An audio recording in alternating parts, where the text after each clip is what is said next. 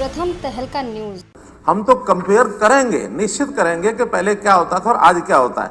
आज क्यों हो रहा है, इसलिए कि हम उस लाइन पर जाना चाहते हैं जो इच्छा आप कर रहे हो कि आखिर ये चीजें साफ होनी चाहिए। इसमें कोई दो मत नहीं कि सारा सदन चाहता है कि इसमें एक शुद्धता आनी चाहिए, सफाई होनी चाहिए। लेकिन आखिर कहां से चले थे और क्यों ये सारा हुआ है। ये नैतिक पतन अगर कुछ लोगों का है तो कहीं से चला, उनको शय मिलती थी तब हुआ है। हम एक ही यानी तुलना करना चाहेंगे कि उस समय 1988-89 जब से भी ये स्टाफ सिलेक्शन कमीशन बना होगा 2014 तक कुल मिलाकर के कोई केसेस दर्ज भी नहीं होते थे, पकड़े भी जाते थे और दर्ज होते थे तो तुरंत कुछ प्रयत्नों के द्वारा उनको छुड़ा भी लिया जाता था। 6 मुकदमे सिर्फ पूर्व सरकार के 2001 से 2014 तक, ये यानी 14 साल में 6 मुकदमे दर्ज हुए नकल के।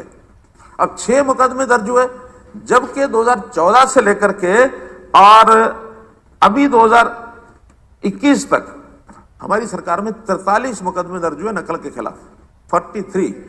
आप लोग तो मुकदमे ही दर्ज नहीं करते थे, नकल भी करानी, योजना से करानी, अलग से कमरों में बैठा करके अपने लोगों से अलग से पेपर कराने और अलग से उन पेपर की तैयारी करा के उन लोगों को भर्ती कराना। इस बात के प्रमाण है हमारे पास।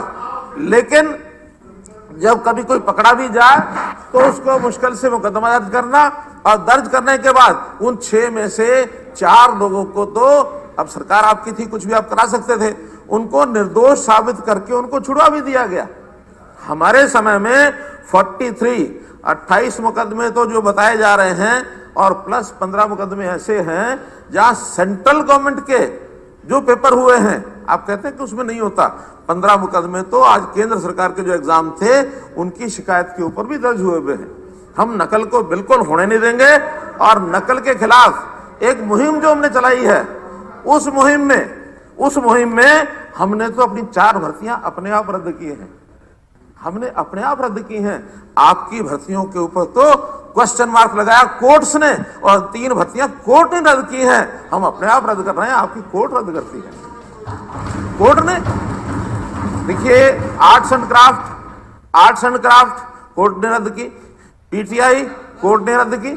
सिर्फ एक ही बात कि बार बार ये पेपर चेंज किए गए और पीटीआई में तो पेपर लिए बिना केवल इंटरव्यू के आधार के ऊपर पीटीआई के भर्ती की गई और उसमें भी 3 बार बदला गया। आप डॉक्यूमेंट उठा के देख लो, हम डॉक्यूमेंट आपको बता रहे हैं कि 3 बार प्रक्रिया बदली गई।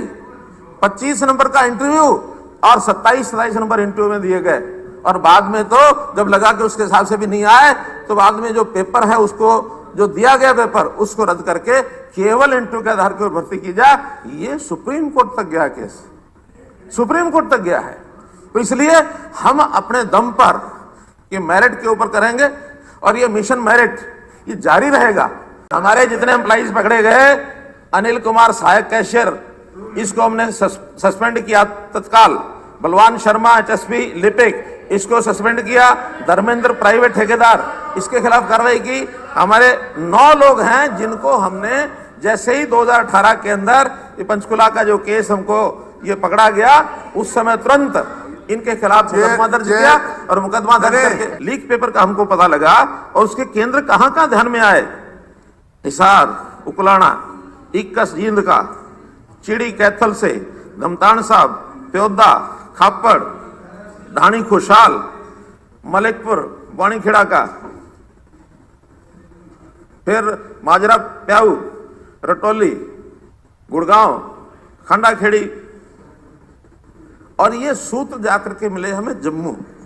आपकी जानकारी के लिए जो आप कह रहे हैं, हमारी पुलिस 15 दिन में इतना काम कर सकती है कि इस सारे मामले में यानी लगभग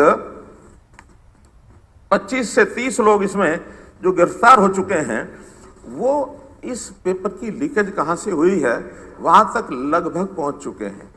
अब लगभग मैं इसलिए कह रहा हूं कि कुछ इन्वेस्टिगेशन के विषय हैं जो शायद जब तक इन्वेस्टिगेशन पूरी ना हो तब तक इस सदन में बताना भी उचित नहीं है।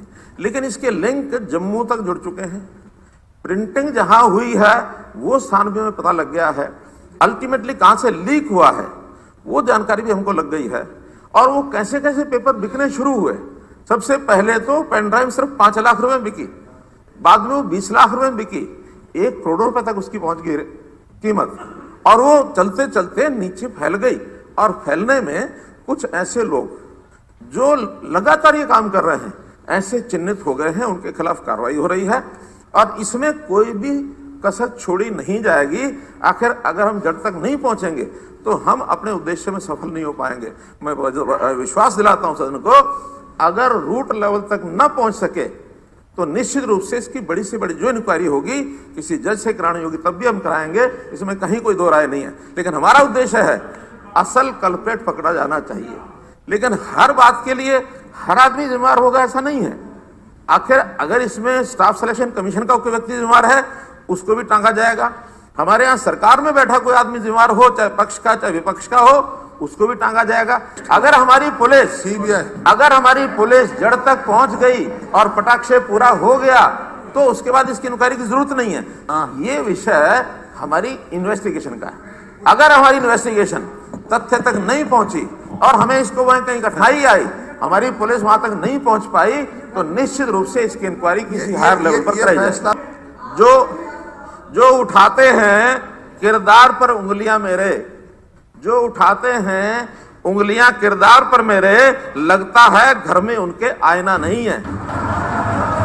कॉमन एलिजिबिलिटी टेस्ट के लिए जो रजिस्ट्रेशन है वो चली है, उसको पहले हमने एक निश्चित तारीख तक तय किया था। कोविड के कारण से रिजल्ट्स नहीं आए हैं, उसको आगे बढ़ाया गया है और अभी भी जिस दिन उसकी एडवर्टाइजमेंट निकलेगी, एडवर्टाइजमेंट निकलने के बाद एक मौका सबको फिर दिया जाएगा, ताकि कल को ये कोई ना कहे कि एडवर्टाइजमेंट होने के बाद मुझे भरना था। तो ये तो जब तक एडवर्टाइजमेंट निकलती नहीं है तब तक वो लगातार रजिस्ट्रेशन चलती रहेगी। उसको टाइम एक बार बढ़ाओ दो बार, रजिस्ट्रेशन का टाइम है और अंतिम रजिस्ट्रेशन का टाइम तब दिया जाएगा जब उसकी एडवर्टाइजमेंट निकलेगी।